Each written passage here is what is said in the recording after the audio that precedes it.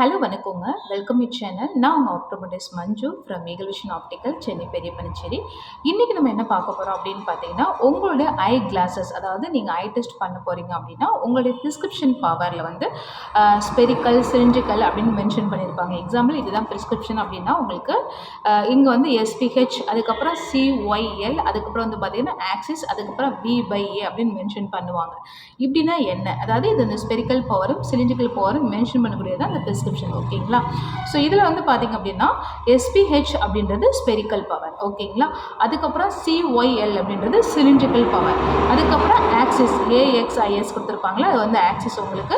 So cylindrical power வந்தாலே axis power compulsory உங்களுக்கு வந்துடும். ஓகேங்களா? சம்டைம்ஸ் வந்து ஸ்பெரிக்கல் மட்டும் கூட இருக்கும், இல்லை சம்டைம்ஸ் சிலிண்ட்ரிக்கல் மட்டும் கூட இருக்கும். ஆனால் சிலிண்ட்ரிக்கல் வந்தாலே கண்டிப்பாக ஆக்சிஸ் வந்து மென்ஷன் பண்ணியிருக்கணும். ஓகேங்களா?